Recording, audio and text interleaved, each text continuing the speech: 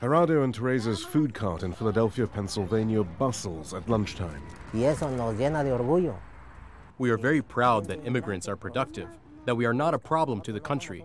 We are a solution. Somos soluciones. Muchas gracias. Adiós. They're both undocumented, but feel confident enough to call the police if they encounter any trouble. That's because Philadelphia is one of over 300 so-called sanctuary cities in the U.S., jurisdictions where local police have stopped enforcing federal immigration law without an explicit court order. Well, that's not the way it works. For the frontrunner in November's mayoral election, the reasoning isn't difficult. If you have someone who is a criminal, or you suspect to be a criminal, or is on the run, or they're wanted, go to a federal judge. There's enough of them in this town. Get a warrant, and we'll be happy to hold them for you. But we're not holding people at your whim. First of all, it's unconstitutional. Second of all, it's expensive, and it's just inhuman.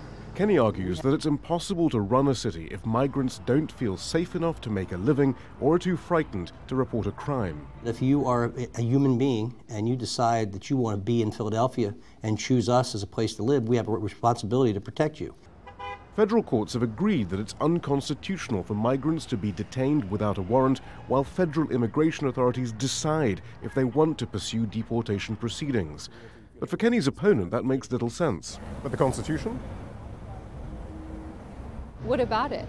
Well, habeas corpus. You're not supposed to just hold someone without any court order or any warrant. Yes, but they're here illegally. So we need to make sure that we're protecting first and foremost the people of Philadelphia from people who are committing crimes over and over again. In fact, first-generation immigrants are less likely to commit crimes than anyone else in the population.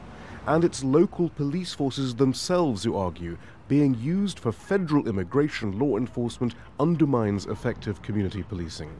For example, before Philadelphia became a sanctuary city, Gerardo and Teresa felt they had to allow criminals to walk the streets.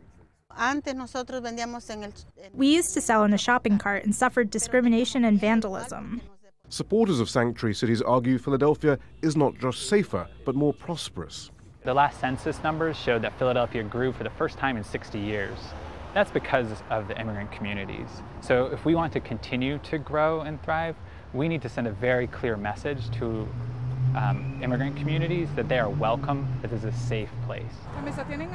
It's a division between those who say they want to ensure the safety and prosperity of their communities and those who believe the U.S.'s 11 million undocumented migrants should have no place in U.S. society. Shihab Rattansi, Al Jazeera, Philadelphia.